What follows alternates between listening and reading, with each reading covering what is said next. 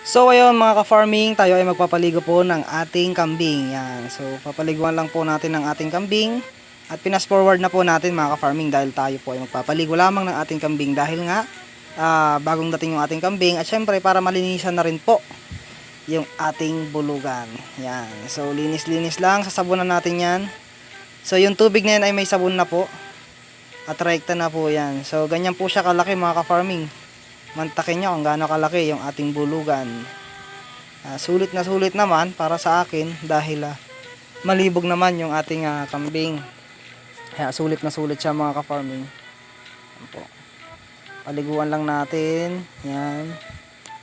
Hanggang bewang ko kalaki yung aking kambing. Po. Kailangan din kasing malinis yung ating kambing para maiwasan natin yung insekto, yung mga bakterya, maalis. Siyempre yung mga bakterya sa ibang farm ay hindi na madala dito sa ating kulungan. Yan. Linisan din natin para maging fresh din siya siyempre.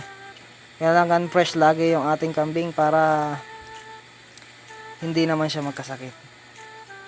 Yan. Para hindi na rin ma-stress yan. Mabilis lang yan mga ka-farming. Pinorward na po natin para mabilis.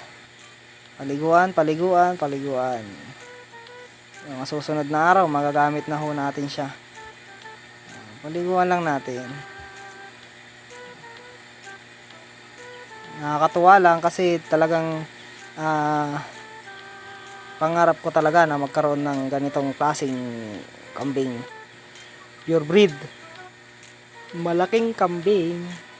So magagamit natin to sa ating kulungan, sa ating farm, at syempre magagamit din natin to sa ibang mga gustong magpa-stab ng kambing natin.